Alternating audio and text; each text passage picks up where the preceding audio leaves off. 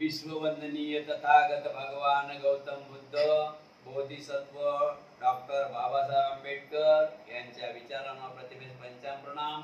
नालंदा बुद्ध विहार विष्णुनगर दिघा या ठिकाणी आषाढ पौर्णिमा ते अश्विनी पौर्णिमा या वर्षावास कालावधीमध्ये नालंदा बुद्ध विहार विष्णुनगर दिघा या ठिकाणी मिलिंद प्रश्न या ग्रंथाचे वाचन सुरू आहे आणि या वाचनात आज उपस्थित सर्व उपासक उपासिका बालक तथा बालिका तुम्हा सर्वांच्या परी मंगल कामना व्यक्त करून विधीला सुरुवात करत आहोत। सर्वांनी साधू काढून शांत बसायचं आहे।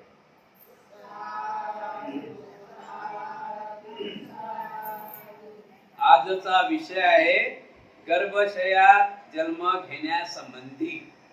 गर्भाशयात जन्म घेण्यासंबंधी हा आजचा विषय आहे। महाराज म्हणतात, भन्ते नाक्षण, भगवान बुद्धाने सांगितले की हे भिक्खू हो, तीन गोष्टीचा संयोग झाला असता गर्भधारणा होते। जसे आई वडिलाचे मिलन, आई ऋतुमती असणे आणि गंधर्व या तिन्ही गोष्टी एके ठिकाणी आल्या असता गर्भधारणा होते। सर्व ठिकाणी ही बाब लागू पडणारी आहे। कोठेही या बाबतीत कोणी व्यंग काढू शकणार नाही। हे विधान स्वयं परिपूर्ण आहे। समजण्याच्या दृष्टीने येथील काही भाग गाडण्याची किंवा यात आणखीन काही नवीन भाग जोडण्याची काही आवश्यकता नाही। हे विधान अर्थांनी देवता आणि मनुष्य यांचा संयुक्त बैठकीस मार्गदर्शन करताना केलेले आहे की स्त्री पुरुष अभयतांच्या संयोगानेच गर्भधारणा होते।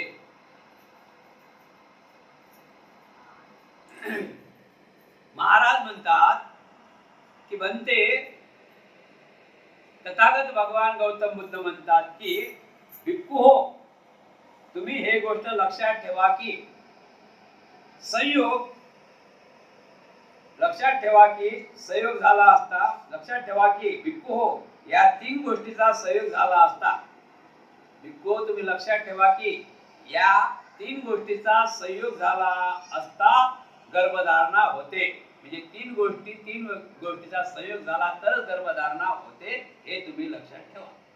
माझ्या तीन गोष्टी कोणत्या आहेत गर्भधारणा होण्यासाठी? तर आई वडील पाहिजे, आई वडिलांचा संयोग झाला पाहिजे। त्याच्यानंतर आई ऋतुमती असली पाहिजे आणि त्याच्यानंतर गंधर्व, या तीन गोष्टी एकत्र आल्या तर गर्भधारणा राहू शकते। यात काही शंका नाही। म्हणजे माता पिता पाहिजे, त्यांचा संयोग झाल्याशी गर्भधारणा होत नाही। माता पिता आणि गंधर्व आणि आई ऋतुमती असली पाहिजे, त्यावेळेस गर्भधारणा होते। यात काही शंका नाही, यात काही टाकण्याजोगही नाही आणि त्यातलं काही काढण्याजोगही नाही।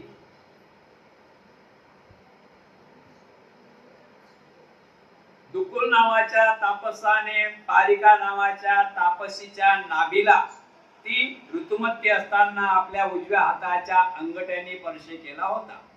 त्यामुळे ती गर्भवती होऊन तिला साम नावाचा मुलगा झाला। मातंग ऋषींनी सुद्धा एका ब्राह्मणाच्या मुलीच्या नाभीला ती ऋतुमती असता स्पर्श केला आणि त्या स्पर्शामुळे तिला गर्भधारणा झाली व तिने मांडव्य नावाच्या मुलाला जन्म दिला। भन्ते नाक्षण, भगवंतांनी वर सांगितलेली गोष्ट खरी मानली तर साम व मांडव यांच्या जन्माची कथा काल्पनिक वाटते आणि जर साम आणि मांडव्य याचा जन्म केवळ याच प्रकारे नाभीला स्पर्श केल्यामुळे झाला होता असे जर भगवान बुद्धांनी यथार्थ सत्य सांगितले असेल तर त्या तीन गोष्टीच्या संयोगामुळेच गर्भधारणा होऊ शकते असे भगवान बुद्धाचे वचन खोटे ठरते। पण ही तर अधिकच गंभीर आणि सूक्ष्म अशी गुंतागुंत आहे। केवळ बुद्धिमान लोकांना समजून घेण्यासारखी ही बाब आहे। तेव्हा ही दुविधा आपल्या पुढे सोडवण्यासाठी ठेवीत आहे। तिचे निरसन करून प्रतिपक्षाच्या मताने आपण खंडन करावे आणि ज्ञानाचा विशुद्ध प्रकाश पसरावा. बनते तथागत भगवान गौतम बुद्ध म्हणतात की आई वडिलांचा संयोग झाला आणि त्यामध्ये आई ऋतुमती असली आणि त्या ऋतुमती असली त्यामध्ये गंधर्व झाला, तर या तीन गोष्टीमुळे मुलाचा जन्म होते. पण एका बाजूने सांगण्यात आलेलं आहे की दुग्गल नावाचा तापस्वी म्हणजे तपस्वी, त्या तपस्याने दुक्कुल नावाचा तपस्याने पारिक नावाच्या तपस्वीच्या नाभीला ती ऋतुमती असताना आपल्या उजव्या हाताच्या अंगठ्यांनी स्पर्श केला होता. त्यामुळे ती गर्भवती होऊन तिला साम नावाचा मुलगा झाला. म्हणजे दोन्ही एका बाजूने सांगितलं असे की दोन्ही तपस्वी आहेत, स्त्री आणि पुरुष तपस्वी आहेत आणि ते ऋतुमती होती तपस्वी. तर या तपस्वीनं तिच्या नाभीला अंगठा टच केला आणि ते ऋतुमती असल्या कारणाने तिनं साम नावाच्या मुलाला जन्म दिला. पुढे अजून आहे का? तसेच मातंग ऋषीने सुद्धा एका ब्राह्मणाच्या मुलीच्या नाभीला ती ऋतुमती असता असा स्पर्श केला आणि त्या स्पर्शामुळे तिला गर्भधारणा झाली व तिने मांडव्य नावाच्या मुला जन्म दिला. आता हे पण तिला ते ऋतुमती होती आणि या मातंग ऋषीने त्या ब्राह्मणाच्या मुलीला ऋतुमती असताना तिच्या नाभीला अंगुठ्याने टच केला म्हणून तिला गर्भधारणा झाली आणि मांडव नावाचा मुलाला जन्म दिला. तर बनते तुम्ही म्हणता की आई वडिलाशिवाय मला बाळाला जन्म होऊ शकत नाही. आई वडिलाचा संयोग झालाच पाहिजे. आई वडिलाचा संयोग झाला नाही तर बाळाचा जन्म होणार नाही. मग मला असं वाटते की जर असं टचिंग केलं ऋषीमुनी टचिंग केलं तर बाळाचा जन्म झाला, तर हे गोष्ट खरी मानाव की बुद्धाने सांगितलेली ते गोष्ट खरी मानाव? बुद्ध तर म्हणतात आई वडील पाहिजे, हे तर म्हणतात टच केला मुलगा जन्माला. तर बनते हे मला काही समजत नाही राहिलं. हे ओळख खूप कठीण आहे. याचा चांगला गुताळा काढून मला समजावून सांगा.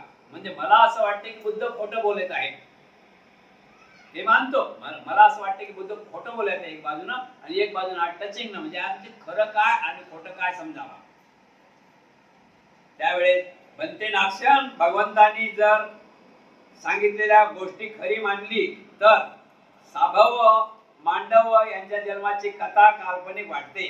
भगवंताचा आपण जर ऐकलं तर हे सांभव आणि मांडव या बाळाच्या जन्माची कथा आपल्याला काल्पनिक वाटते. आणि जर साम आणि मांडव यांचा जन्म केवळ या प्रकारे नाभीला स्पर्श केल्यामुळे झाला होता असे तर भगवान बुद्धांनी यथार्थ सत्य सांगितले असेल तर त्या तीन गोष्टीचा संयोगामुळेच गर्भधारणा होऊ शकते असे भगवान बुद्धाचे वचन खोटे ठरते. समजलं ना? भगवान बुद्ध म्हणतात की आई वडिलाशिवाय आई वडील पाहिजेच. आई वडिलाच्या संयोगामुळेच बाळाला जन्म होते आणि त्यामध्ये त्या आई हे ऋतुमती असली पाहिजे, त्यावेळेस बाळाचा जन्म होऊ शकते. आणि हे काय झालं की तुम्ही अंगठा त्या नाभीला लावला आणि दोन बाळाचा जन्म झाला. हे कसं काय आहे मला समजावून सांगावे. महाराज भगवान बुद्धांनी सांगितले होते की हे भिक्खूंनो, तीन गोष्टी एकत्र मिळाल्यानंतरच गर्भधारणा होत असते. माता पित्याचा संयोग, माता ऋतुमती असली पाहिजे आणि गंधर्व या तीन गोष्टीचा एकत्र संयोग घडून आल्यानंतरच गर्भधारणा होत असते. हे अगदी सत्य आहे. महाराज भगवान बुद्धांनी साम व मांडव्य यांचा जन्म केवळ नाभीचा स्पर्श झाल्यामुळे घडून आला हे सुद्धा सांगितले होते. हेही यथार्थ सत्य आहे. हे पण यथार्थ सत्य आहे. एका बाजूने बुद्ध म्हणतात की आई वडिलाशिवाय बाळाचा जन्म होत नाही. दुसऱ्या ठिकाणी दाखवलं की एका ऋषीनं एका स्त्रीला तिच्या नाभीला अंगोट्याने टच केला तर तिला पुत्र झाला साम नावाचा. एका ब्राह्मणी पुत्रीला मांडवी नावाचा पुत्र झाला. तर हे कसं काय? तर बनते म्हणतात महाराज भगवान गौतम बुद्धांनी सांगितलेल्या दोन्ही गोष्टी हे सत्यच आहेत, यात काही शंका नाही. आता आपण पुढे बघूया. बनते हे कसे सत्य आहे, बनते हे कसे सत्य आहे हे स्पष्ट करून विलक्षण करून मला समजावून सांगावे. महाराज यापूर्वी कधी तुम्ही ऐकले आहे काय की सांस्कृत्य म्हणजे संकीच्य कुमार सिंग, ऋष्यक मुग्र तापस आणि तस्वीर.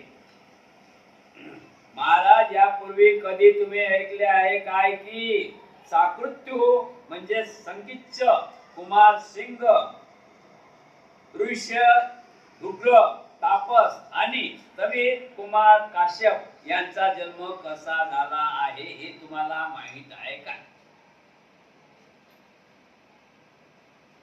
म्हणजे एका ऋषी मुनीचा जन्म आणि कुमार काश्यपाचा जन्म कसा झाला आहे हे तुम्हाला माहित आहे का? होय बनते, मी ऐकले आहे त्यांच्या जन्मासंबंधी कोणासही माहित नाही.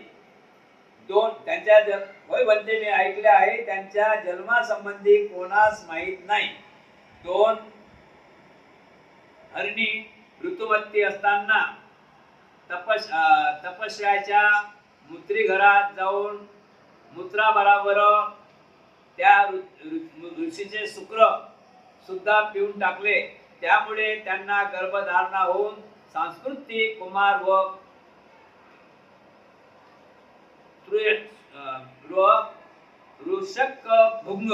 ऋषभभुंग तापस जन्माला आला.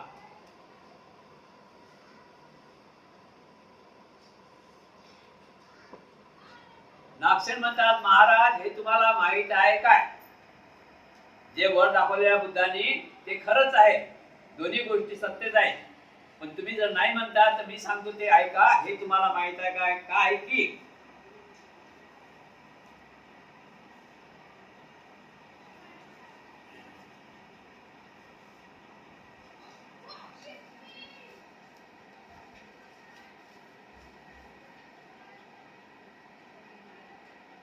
ऋषभभुंग तापस आणि कुमार काश्यप यांचा जन्म कसा झाला हे तुम्हाला माहित आहे काय? त्यावेळेस महाराज म्हणतात बनते, मी असे ऐकले आहे त्यांच्या संबंधी कोणास माहित नाही. 2 हरणी ऋतुमती असताना तपस्व्याच्या मूत्री घरात जाऊन मूत्रा बरोबर त्या ऋषीचे शुक्र सुद्धा पिऊन टाकले. त्यामुळे त्यांना गर्भधारणा होऊन सांस्कृत्य कुमार व ऋषभभुंग तापसचा जन्म झाला. महाराज म्हणतात की हो बनते, मला मी ऐकलेलं आहे असं की 2 हरणी ऋतुमती होत्या. 2 हरणी हे ऋतुमती होत्या आणि ऋतुमती असल्या कारणाने ते फिरत एका ऋषीच्या म्हणजे तपस्वी ऋषी मुनीच्या आश्रमात गेले. आणि त्या आश्रमात गेल्यानंतर ते मूत्री घरात गेले आणि त्या ठिकाणी मूत्र वगैरे होते ते दोन्ही ते पेलेल्या आहेत. आणि त्यामुळे त्यांना त्या दोन्ही हरणी ते ऋतुमती होत्या म्हणून त्यामुळे त्यांना सांस्कृतिक कुमार व ऋषभभुंग तापसाचा जन्म झाला असं ऐकण्यात आहे. तसेच एकदा उदय स्थवीर भिक्खुनीच्या विहारात गेले होते. त्यावेळी त्यांच्या चित्तात काम विकार उत्पन्न झाला आणि तात्काळ त्यांचे शुक्र मोचक झाले. तेव्हा त्यांनी त्या भिक्खुनीस सांगितले की हे भगिनी, अंतर्वासक धुण्याकरिता थोडे पाणी मला आणून दे. तेव्हा भिक्षुनी म्हणाली की ते अंतर्वासक माझ्याकडे द्या, मीच ते धुवून देते. तेव्हा भिक्खुनी आपले वस्त्र तिच्याकडे धुण्यासाठी दिले. ती भिक्खुनी ऋतुमती होती. अशा वेळी तिने त्या वस्त्रावरील थोडे शुक्र गिळून टाकले व काही आपल्या योनीत सोडले, परिणामात तिला गर्भधारणा झाली आणि स्थविर कुमार काश्यपचा जन्म झाला. अशा प्रकारे लोक ही कथा सांगतात. महाराज तुम्ही सत्य मानता की नाही? महाराज पहिले काय बोलले? बनते बोलले की महाराज वरच्या दोन्ही गोष्टी बरोबर आहे. ते अंगुठा लावला म्हणून जन्माला बाळ आला आणि आईवडिलाचा संयोग झाला म्हणून बाळ जन्माला आला. तर महाराज म्हणतात ह्या कुंतळा मोठा आहे, मला समजावून सांगा. त्यावेळेस बनतेजी म्हणतात की महाराज तुम्ही ऋषभुंग आणि स्थविर कुमार काश्यप यांचा जन्म कसा झाला आहे ऐकण्यात आहे काय, माहित आहे काय? तर त्यावेळेस महाराज म्हणतात हो ते मला ऐकण्यात आहे. काय ऐकण्यात आहे की दोन हरणी होत्या आणि ते दोन हरणी ऋतुमत्या होत्या आणि ते एका तपस्याच्या आश्रमात गेल्या. त्या ठिकाणी गेल्यानंतर ते मूत्र आहे ना बाथरूम, त्या ठिकाणी गेल्या आणि ते मूत्र त्यांनी चाटलं, प्याले. त्यानंतर त्यांना म्हणजे दोन्ही हरणाला बाळ झाले. ते काय नाव ऐकायचं? सांस्कृतिक कुमार आणि एक रुद्र शुंग तपस्वी झाला. तो या दोन बाळाचा जन्म त्या दोन हरणांना दिला असं दाखवलेलं आहे. तसेच एकदा उदय स्थविर भिकुणीच्या विहारात गेले होते. महाराज तशीच गोष्ट ऐकून घ्या की एकदा उदय स्थविर बनतेजी एका भिकुणीच्या आश्रमात गेले होते. त्या आश्रमात गेल्यानंतर त्यांची नजर, त्यांचे चित्त वाईट विकार त्याच्या मनात आला. त्यांच्या मनात काय आला? वाईट विचार आला. कोणाला बघून? भिकुणीला बघून त्यांच्या मनात वाईट विचार आला आणि तात्काळ त्यांचे शुक्र मोचक झाले आणि त्यांची भावना जागृत झाली. तेव्हा त्यांनी त्या भिक्खूंनी सांगितले की हे भगिनी अंतर्वास धुण्याकरिता थोडे पान आणून दे. तर ते भिक्खूनी म्हणते भिक्खू तुम्ही धुवू नका, मी ते अंतर्वास धुवून काढतो. म्हणून ते अंतर्वास काढून त्या भिक्खुनीला दिला आणि त्या भिक्खुनीने ते धुण्यात दिला. त्या ठिकाणी जे गंधर्व होतं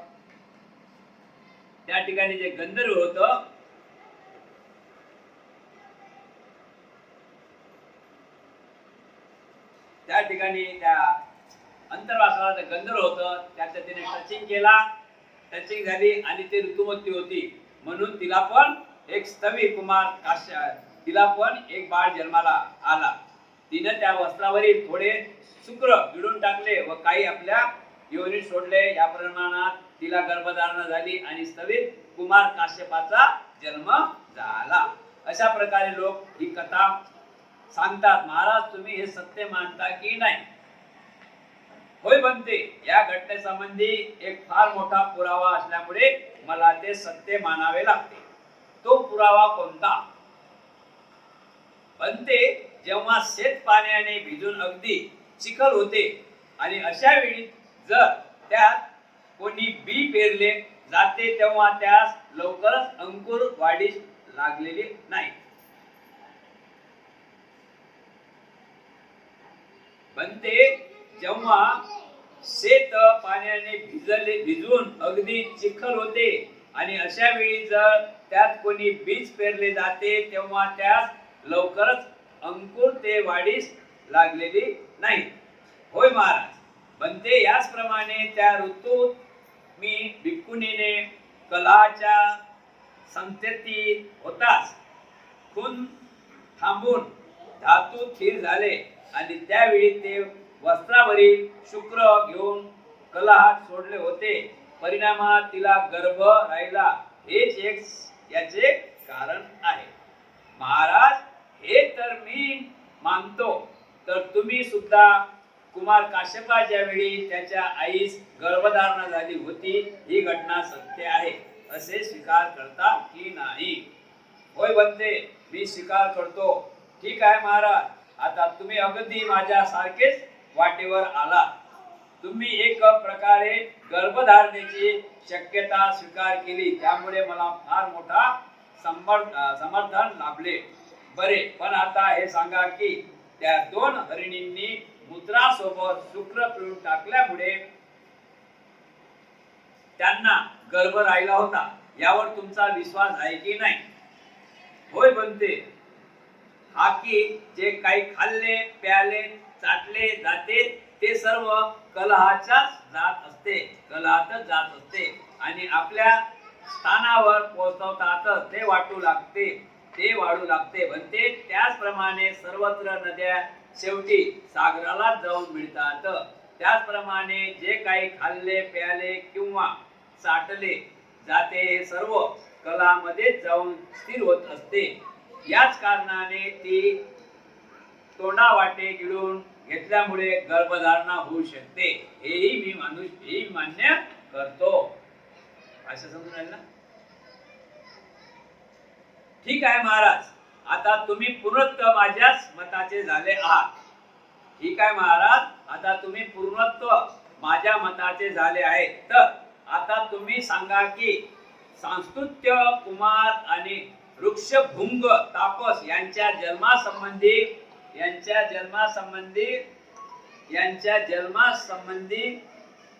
घटना स्वीकार करता की नाही? होय बनते, मी स्वीकार करतो. महाराज, साम्यकुमार आणि मांडव्य श्रावकाच्या जन्मासंबंधाने सुद्धा 3 गोष्टी घडून येतात. महाराज, सामकुमार आणि मांडव्य श्रावकाच्या जन्मासंबंधाने सुद्धा 3 गोष्टी घडून येतात. त्यांच्या जन्माची घटना ही वरील घटनेशी मिळती जुळतीच आहे. या संबंधी एक कारण अजून ऐका.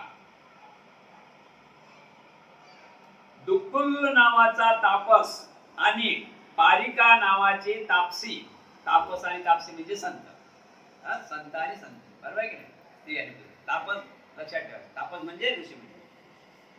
दुकुल नावाचा तापस आणि पारिका नावाची तापसी हे दोघेही जंगलात राहत होते. दोघांचीही दृष्टी आणि विचार उत्तम अर्थाच्या शोधात लागली होती. त्या लोकांच्या तपश्चर्येचा तेजाने ब्रह्मलोकी सुद्धा अस्थिरता निर्माण झाली होती.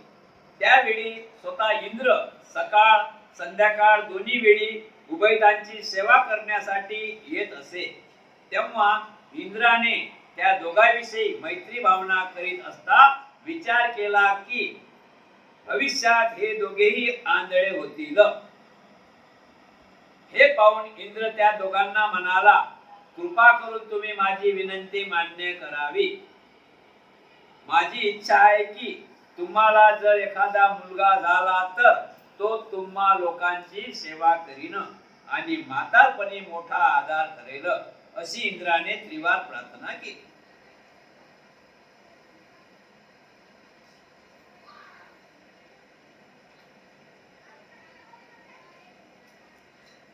महाराज, अजून एक उदाहरण घेऊया. सामकुमार आणि मांडव श्रावकाच्या जन्माची सुद्धा 3 गोष्टी घडून येतात. त्यांच्या जन्माची घटना ही वरील घटनेशी मिळती जुळती आहे. या संबंधी अजून एक कारण ऐका. दुकुल नावाचा तपस्वी आणि पारिका नावाची तापस आणि पारिका नावाची तापसी हे दोघेही एका जंगलात राहत होते. खूप ध्यान करत होते आणि चांगल्या विचार, दोघे जण कशा विचारत होते की आपल्याला चांगलं ज्ञान मिळावं म्हणून त्या शोधात होते. दोघांचे विचार खूप चांगले होते की खूप आपल्याला चांगलं ज्ञान मिळावं ते खूप कोशिश करत होते चांगलं ज्ञान मिळण्यासाठी. पण त्या ठिकाणी इंद्र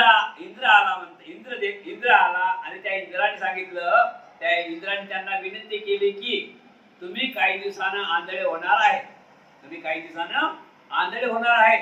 आणि तुमचा सांभाळ करणारा, तर तुम्ही दोघेही आंधळे झाले तर तुमचा सांभाळ करणारा कोण आहे? म्हणून तुम्हाला एका मुलाची गरज आहे. काय बोलला इंद्र? एका मुलाची तुम्हाला गरज आहे. तो तुम्ही म्हातारा झाल्यानंतर तो तुमचा आधार ठरेल, अशी मी आपणास विनंती करतो. हे इंद्रा, ते तपस्वी दुकुल नावाचा तापस आणि तापसी त्या इंद्राला म्हणतात, हे इंद्रा, राहू दे, आम्हाला ते अशा रीतीनेच अनर्थ करावया सांगू नको. राहू दे, आम्हाला अशा रीतीने अनर्थ करावया सांगून पुत्राचे प्रभोवनात फसू नकोस. अखेर हे शरीर तरी किती दिवस टिकणार आहे. नष्ट होणे याचा स्वभाव धर्म आहे. हे आज जरी नष्ट पावले तरी त्याची आम्हाला मुळीच पर्वा नाही. पृथ्वी कापून तुकडे तुकडे झाले, पर्वत घसरून पडेल, शून्य आकाश तुटून खाली आले आणि चंद्र सूर्याचे तुकडे गळून पडू लागले तरी पण आम्ही संसारिक कामभोगात फसू शकणार नाही. यात सांगितले ते पुरे. आता यात सांगितले ते पुरे झाले, पण यापुढे मात्र तू आमच्या दृष्टीत पडू नको. पहिल्यांदा आला असता तुझ्यावर आमचा थोडा फार विश्वास बसत चालला होता, पण आता आम्हाला कळून आले की तू आमचे वाईट कसे होईल याचाच विचार करीत आहेत. इंद्राने त्या दोघांनाही, तापस आणि तापसीला विनंती केली की तुम्ही आंधळे होणार आहे, तुमचा म्हातारपणाचा सहारा पाहिजे, म्हणून तुम्ही एका मुलाला जन्म द्या. तर काय म्हणतात तापस आणि तापसी, म्हणजे ऋषी आणि ते ऋषी काय म्हणतात की हे ब्रह्मा, तू आम्हाला या गृहस्थ जीवनामध्ये रममान करू नको. आमच्या हातून एवढा मोठा अनर्थ घडू देऊ नको.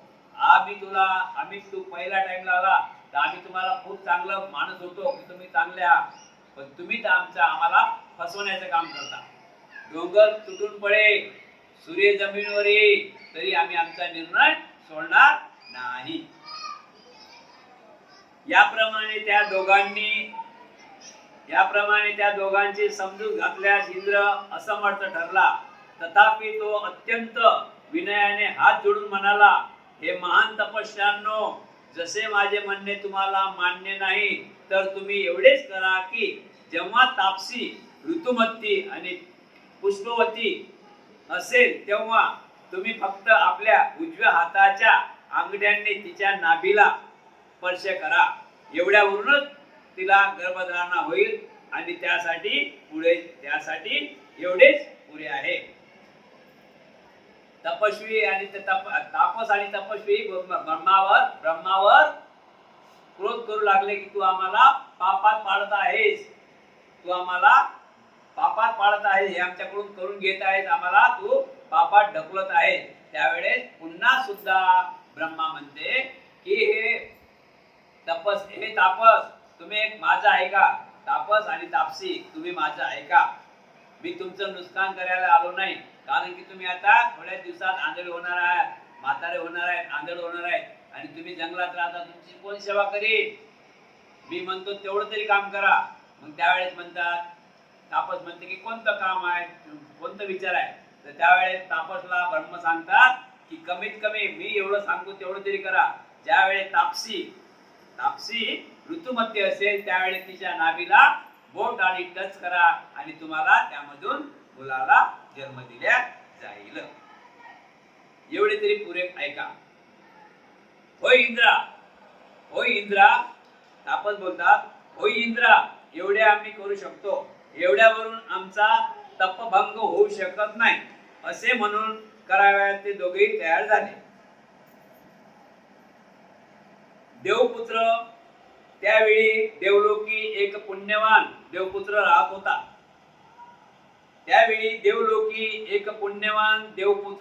होता. त्याचे पुण्य संपल्यामुळे तेथील त्यांचे आयुष्यही समाप्त झालेले होते आणि आता तो आपल्या इच्छेनुसार कोठेही जन्म ग्रहण कराव्यास समर्थ होता. त्यांनी जर इच्छा केली असती तर तो चक्रवर्ती राजाच्या कुळात देखील जन्माला येऊ शकला असता.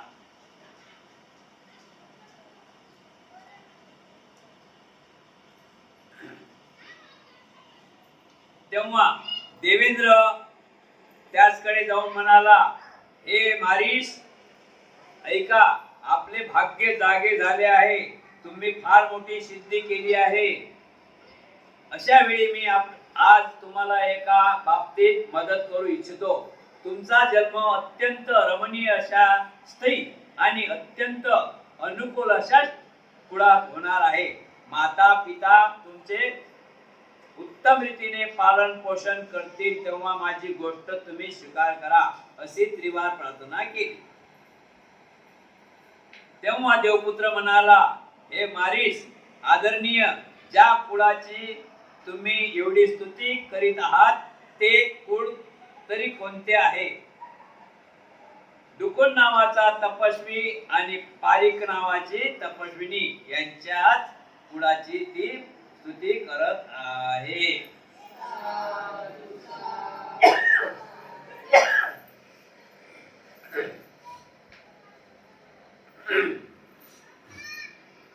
इंद्राने सांगितलं की तुम्ही पाप करू नका.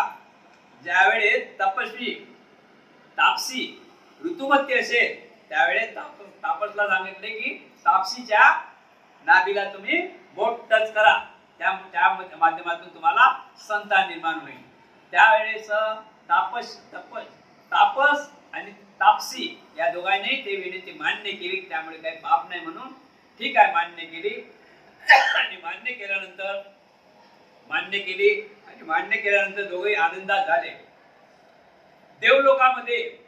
देवलोकामध्ये एक देवपुत्र त्या ठिकाणी राहत होता देवलोकामध्ये. आणि त्यांचं सर्व काही त्या देवलोकाचं तिथलं त्याचा हिसाब किताब पूर्ण झाला होता. आणि तो आता कुठंतरी जन्म घेण्याच्या शोधात होता.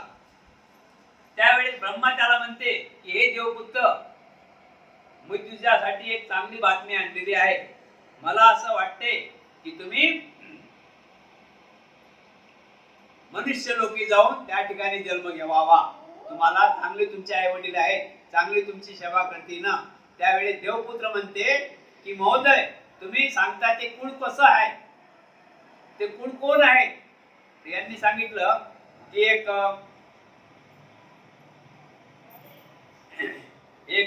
तपस आहे आणि एक तपस्वी आहे. तुमची चांगल्या प्रकारे ते सेवा करतील, तुम्ही त्याच कुळात जन्माला यावं अशी मी आपणास विनंती करतो. कुळ चांगला आहे अशी तुमची स्तुती करतो, त्याच कुळात यावं. आता प्रश्न राहिला असा की त्या देवपुत्र असा होता की तो राजाच्या कुळातही जन्म घेणार होता. आता हे कोणतं कुळ आहे? हलका आहे ना, आंधळी. आता आंधळ होणार होते नाही. तर तो देवपुत्र राजाच्या कुळात सुद्धा जन्म घेणारा होता. पण देवेंद्राचे वचन ऐकून देवपुत्र संतुष्ट झाला.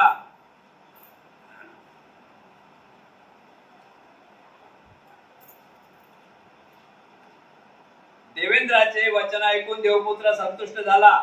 देवेंद्राने जे वचन दिले की तू जा आणि पृथ्वी तलावर जन्म घे, तुझे आई वडील चांगले आहेत, तुझी बाल चांगल्या प्रकारे देखभाल करतील. त्यांनी विचारले कुळ काय, तर चांगल्या प्रकारे आहे आणि त्यांनी होकार दिला. देवेंद्राचे वचन ऐकून देवपुत्र संतुष्ट झाला व त्यांचा विनंतीचा त्याने स्वीकार केला. तेव्हा अंडज, जरायुज, स्वदज आणि औपपातिक या 4 योनी आहेत. त्यापैकी कोणत्या योनीत मी जन्म घ्यावा हे आपण सांगावे.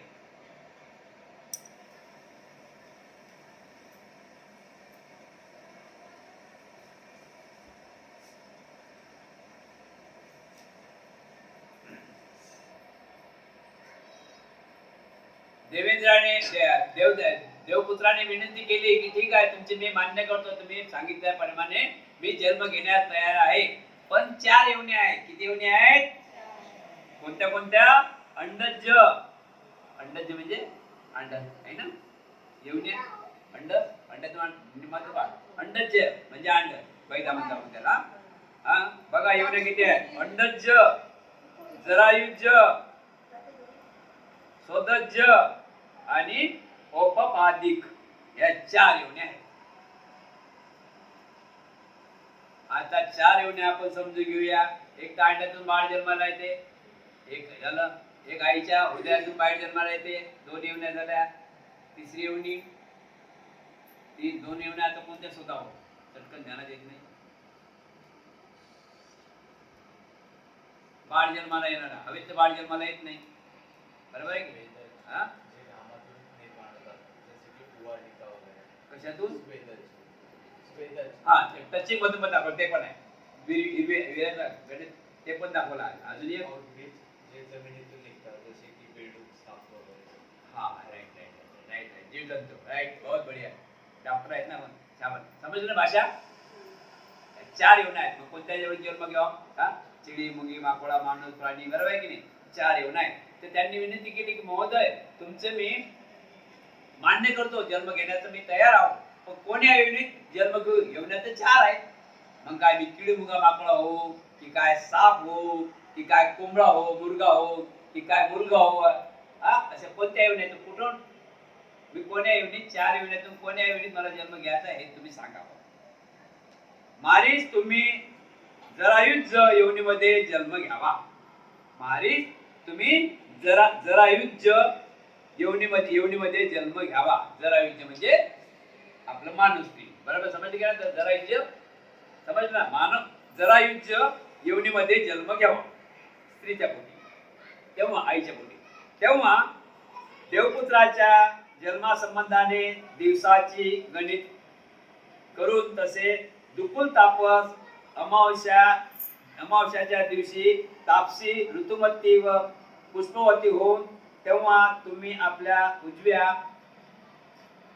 हाताच्या अंगोट्याने तिच्या नाभीला स्पर्श करावा, देवेंद्राने सांगितले. महाराज देवेंद्राने सांगितल्याप्रमाणे त्या दिवशी तापसी ऋतुमती झाली. इकडे देवपुत्र सुद्धा तिच्या गर्भात प्रतिसंधी ग्रहण करावयाच्या तयारीत होता. वेळ पाहून तापसीच्या नाभीला आपल्या उजव्या हाताच्या अंगठ्याने स्पर्श केला. त्याचबरोबर तिन्ही गोष्टी घडून आल्या. नाभीला स्पर्श होताच तापसीच्या मनात काम राग उत्पन्न झाल्या. तथापि असा प्रश्न करणे म्हणजेच मेथून कर्म नव्हे. स्वस्म मस्ती करणे, चर्चा करणे, परस्पराच्या डोळ्याशी डोळे मिळवणे आणि आपसात परस्पराचा स्पर्श करणे इत्यादी सर्व गोष्टी केल्या असता गर्भाचा संचार होत असतो. महाराज मेथून कर्म न करता या प्रकारे गर्भधारणा होत असते. महाराज त्याचप्रमाणे अग्नी दूर असला आणि त्यांचा जरी स्पर्श होत नसला तरी पण एखादा थंड वस्तूला तो उष्ण करतो. त्याचप्रमाणे मेथून कर्म न करताही केवळ स्पर्श मात्राने गर्भधारणा होऊ शकते. महाराज याशिवाय या 4 घटकामुळे गर्भधारणा होत असते. असे कर्मवश, योनिवश, कुळवश, प्रार्थनावश तथापि समस्त प्राणी कर्मफळाच्या प्रभावाने जन्मग्रहण करत असतात. कर्मवश म्हणजे काय?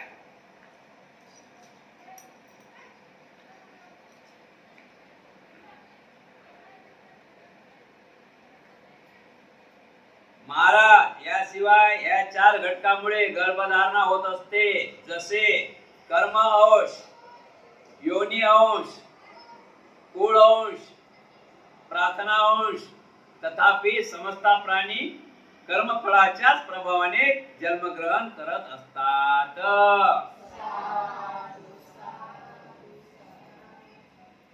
समजलं ना? जन्मात कसं आहे ते आपल्या कर्माच्या हिशोबाने आपल्याला जन्मग्रहण करावं लागतं. काल थोडं काय चुकलं की बरोबर मी थोडं काय कधी कधी बोलता होते असं परवाच्या आपल्या व्हिडिओ मध्ये. तर आपण त्या मल्लिका राणीची गोष्ट घेतली. तर मल्लिका राणीची गोष्ट घेतली तर मी काय सांगितलं, मल्लिका राणी पाहण्याला गेली, चेहरा बरोबर नव्हता, काळवट चेहरा होता, बरोबर आहे की नाही, देखणी नव्हती. पण ते कधी होती? ते पूर्वीच्या जन्मात देखणी नव्हती आणि पुण्यवान होती. लक्षात ठेवा, ते बोलता समजू नाही.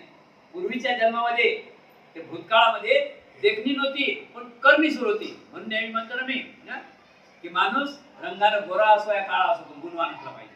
अशा प्रकारच्या मल्लिकाने गुणवान होती आणि गुणवान झाल्यानंतर तिला पण असं वाटलं की मी कोणाच्या घरी लग्न करून जाऊ.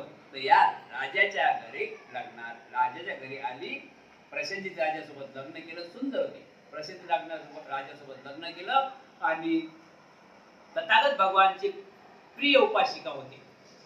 तथागत बुद्धाची भिक्खू संघाची म्हणजे प्रिय उपासक. म्हणजे कसं की ते जेवण केल्याशिवाय बुद्धांच्या दरबारात म्हणजे त्या जत्वानात गेल्याशिवाय पती आणि पत्नी त्यांची विचारपूस केल्याशिवाय जेवण घरी करत नव्हते. घरी आपण विचारतो का बंदी जेवण केलं की नाही केलं, तसं नाही. इथं आलं तर कुठे जेवण केलं नाही केलं, काय कमी आहे काय आहे काय तुम्हाला काय गरज आहे, कोण आहे त्याचं भिक्खूचं. अशा प्रकारे ते दोन्ही पती आणि पत्नी सिद्धार्थ गौतम बुद्धांना आपल्या जन्माला जाऊन विचारपूस करतोय संघाची कोणी उपाशी आहे का, त्यावेळेस ते जेवण करतो. तशी दुसरी गोष्ट त्याच मध्ये अजून एक आपण त्या गोष्टीमध्ये अजून दुसरी गोष्ट केली, सुप्रियाची मांडी कापली, बरोबर आहे की ते पण सांगितलेलं आहे. तर ते पण एक सुप्रिका आहे, अजून एक सुप्रिका आहे. मग तेच होऊ शकते का सांगता येत नाही, की माझा पण नवीन ग्रंथ आहे त्यामुळे मी खूप कोशिश करतो सांगण्याची. तर एक सुप्रिया आणि सुपीक हे पती पत्नी होते बुद्धाच्या धर्मामध्ये. सुप्रिया आणि सुपीक हे पती पत्नी होते. हे पण असंच होते की कधी गरीब होते, ते एवढे श्रीमंत नव्हते, मध्यम होते. ते कसे होते, मध्यम होते. पण कधी चुकूनही ते बुद्धाच्या विहारात खाली हात जात काय करत होते, खाली हात जात नव्हते.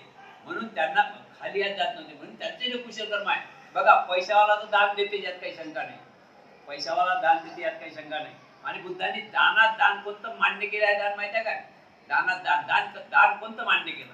आणि तुमच्या जो 1000 रुपये आहे तर त्यातले 500 रुपये दिले तुम्हाला काय वाटत, त्या दानाचं जास्त फळ सांगितलेलं नाही बुद्धांनी सांगितलेलं आहे की तुमच्याजवळ आता 100 रुपये आहे, तुमच्याजवळ 100 रुपये आहे, त्यातले का 50 रुपये दिले ते दान महत्वाचं. उदाहरण, आपण जेवण करत आहोत, आपल्या ताटात 2च चपात्या, बरोबर, आपल्याला किती पाहिजे 4 होते का 2 चपात्याने भूक. पण 2 चपात्या असल्या कारणाने आता कोणीतरी भिक्षू आला बाहेर, त्यातली का तुम्ही एक दिली देतास, त्यातली का एक दिली, तर त्याला जास्त कुशल कर्म लागते. की आपल्या हे बुद्धांनी सांगितलंय. हे बुद्धांनी कधी सांगितलं आहे की एक आजारी भिक्खू होता आणि त्याच्याजवळ एक दुसरा भिक्खू सेवा करायला होता. मग तो सेवा करणारा भिक्खू काय करे, सेवा करणारा भिक्षा मागून दाणे दोघांची भिक्षा मागायची आहे ना. पण बुद्धाची अट अशी होती धर्मामध्ये की 7च घरी भिक्षा मागायची. किती घरी, 7. आता हा भिक्षू, आता हे 2 जण खाणारे, आणि पहिल्या घरी गेला मिळालं नाही, दुसऱ्या घरी गेला मिळालं नाही, तिसऱ्या घरी गेला मिळालं नाही, चौथ्या घरी गेला मिळालं नाही, 6व्या घरी गेला मिळालं नाही, आणि 7व्या घरी मामुलीचा भात भेटला, 1 वाटी. किती वाटी भात भेटला, 1 वाटी. म्हणजे त्याचंही होत नाही, 1 वाटी छोटी, कमीत कमी अर्ध भिक्षापात्र पाहिजे दोघांना, ते 1 वाटी भेटली. मग आता याला काय वाटे, याला भूक नाही लागली, याला ते भात पाहून याचं पण मन झालं की आपण आता अर्ध खाव इथं, अर्ध आपण सोबत न्यावं. तो गावात होता ना, याला भूक लागली होती ना, याला वाटलं आपण भेटलं अर्ध इथं खाव अर्ध त्याला न्यावं. पण त्याचं मन नाही झालं. तिथे गेल्यानंतर ते त्या आपल्या हिशातला जास्त हिसाब त्याला दिला आणि कमी हिसाब आपण काढला. हे महत्वाचं जास्त महान दान सांगितलेलं आहे. म्हणून म्हणतो तुम्ही दान देता. आता बर्थडे आहे, दान देता. किती लोकांना बोलावता ना तुम्ही, 500-600 रुपये बोलावतात बर्थडेला. तुमच्या मुलाचा बर्थडे करतात तर किती खातात आणि किती फेकून देतात. म्हणून दान याला म्हटलं जाते की ज्याला खरी त्याची गरज आहे, खरोखर त्याला उपाशी आहे, त्याला दान दिलं. पोटभर खाईल. आता यांच्या घरात मावत नाही, यांचे डबे भरले आहेत, त्यांना किती फायदा काय, बरोबर आहे की. तो असं दान पावते. म्हणजे दानाचे एक टक्के पण टक्के आहेत बरं, 100, 50, 70, 80% बरोबर. तेही दानच आहे तुमचं, पण त्यात टक्के कमी भेटतात. तेही तुमचं दानच आहे, पण त्यात मोठेपणा आला ना, मी पण आलो ना, मी पण आला ना तुमच्या मुलाचे बड्डे, मी पण आला त्या दानात, तर ते टक्के भेटतात, ते दानात आहे, पण थोडं कमी टक्के. म्हणून दान असंच म्हटलं पाहिजे, दान असं आपण दिलं पाहिजे की त्या दानाचे आपण परिपूर्ण 100% घेतले पाहिजे. मग आता ते दान कुठे शोधावं, ते कोणाला द्यावं. मी नेहमी सांगतो की आता हिवाळ्यामध्ये बघा, काही लोक आपल्या गाडीवर 2 व्हीलरवर चादर घेतात, सतरंज्या घेतात, ब्लँकेट घेतात, सोलापुरी कपडे घेतात, माहीत बघितलं ना. आणि कोणी रोडवर झोपेल असतात, भिकारी वगैरे, ते काय ते ज्यांना कोणी सहारा नाही, ते त्यांना उठवत नाही, त्यांच्या अंगावर टाकतात, निघून जातात. असं म्हणत नाही की थांबा फोटो काढू द्या, तुम्ही उठा, आम्ही तुम्हाला दान दिलं नाही. असं दान म्हणजे काय, या हाताने दान द्यावं, या हाताने दान दिलं या हाताला समजू नये, अशा प्रकारे दानाची व्याख्या आहे. ते दान महादान, ते दान कसं आहे, महादान. आणि खोटं पाडून दिलेलं दान त्याचं फळ एवढे मिळत नाही, त्यामध्ये मीपणा आला आहे. त्यामध्ये काय आला, मीपणा आला आहे. म्हणून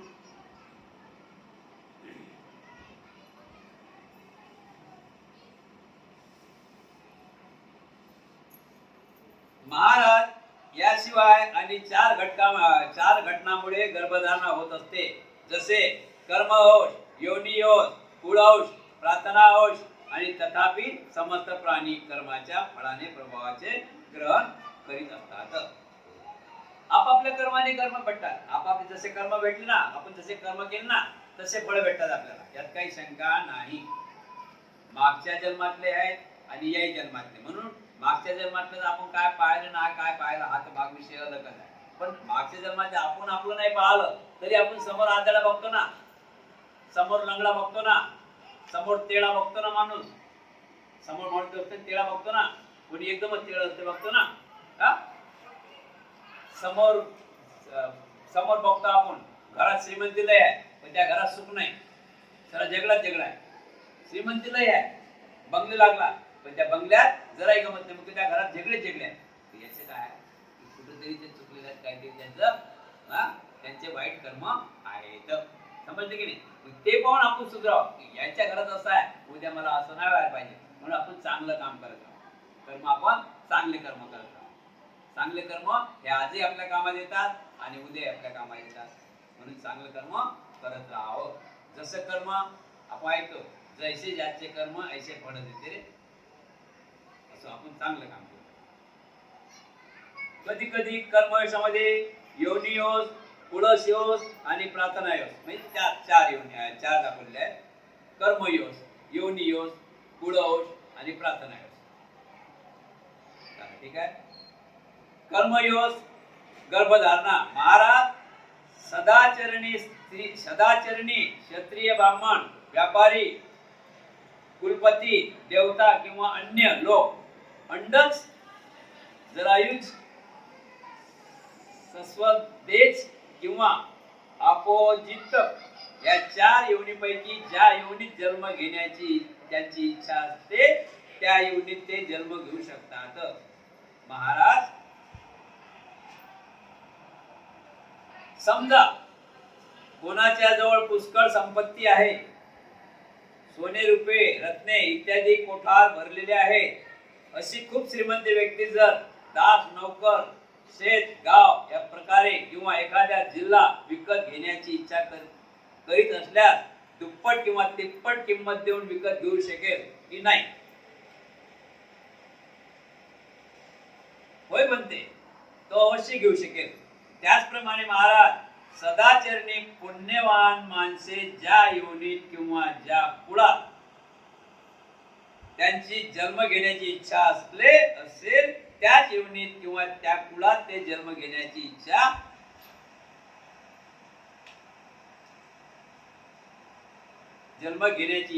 असेल त्याच योनीत किंवा कुळात ते जन्म घेऊ शकतात, जेथे त्यांचे कर्म हेच जन्मास कारण होणारे आहे. याप्रमाणे कर्माच्या कारणाने प्राणी गर्भात येऊन जन्म घेतात. महाराज आपण बघा की एक क्षत्रिय आहे, ब्राह्मण आहे, व्यापारी आहे, गृहपती आहे किंवा अन्य लोक आहे. अंडज, जरायुक्त, सदैव, औपपातिक या चार योनीपैकी ज्या योनीत जन्म घेण्याची इच्छा असेल त्या योनीत ते जन्म घेऊ शकतात. महाराज समजा कोणाजवळ पुष्कळ संपत्ती आहे, सोने, नाणे, नौकर, चाकर, शेती, वाडी, तो काही विकत घेऊ शकते की नाही? ज्याच्या जो काही विकत घेऊ शकेल का? मग तो काही विकू शकते का? तो काही खरेदी करू शकते. म्हणून तशाच प्रकारे जो पुण्य कर्म करते तो कोण्या योनीत त्याच्या मनानुसार जन्म घेऊ शकते. म्हणून आपलं काय वाढलं पाहिजे? जास्त पुण्य जास्त वाढलं पाहिजे.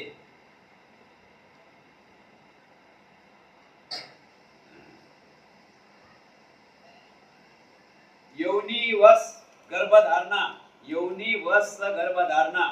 महाराज कोंबडीला हवेमुळे आणि बगड्याच्या मादीला ढगाच्या गर्जनाने, कोंबडीला हवेमुळे आणि बगड्याच्या मादीला ढगाच्या गर्जनाने गर्भधारणा होते. उंच कोटीचे देवता लोक गर्भाशयात जन्म ग्रहण करीत नाही.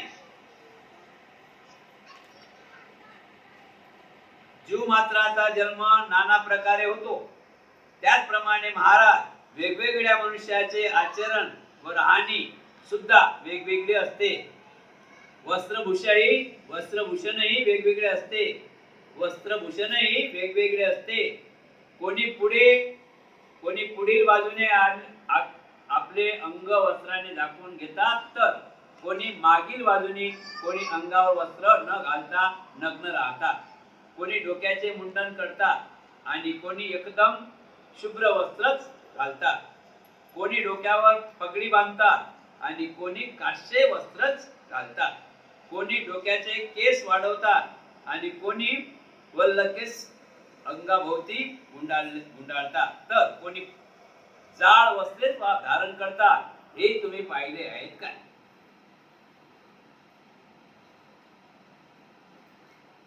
विषय आहे योनी वंश गर्भधारणा. या ठिकाणी कबीर म्हणतात, महाराज कोंबडीला हवेमुळे आणि बगड्याच्या मादीला ढगाच्या गर्जनामुळे गर्भधारणा होते. उंच कोटीचे देवता लोक गर्भशयात जन्म ग्रहण करत नाहीत.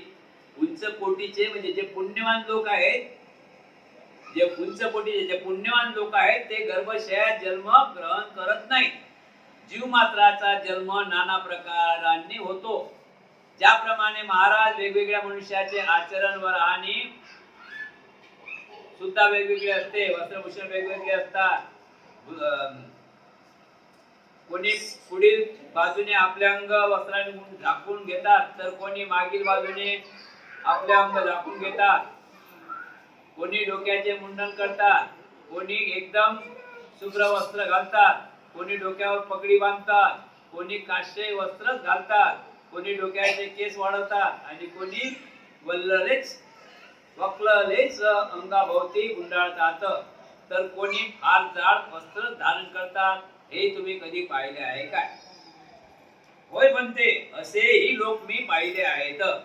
त्याचप्रमाणे महाराज वेगवेगळे प्राणी वेगवेगळ्या प्रकारच्या जन्मास येतात. हे सर्व वेगवेगळ्या योनीच्या कारणाने घडून येते.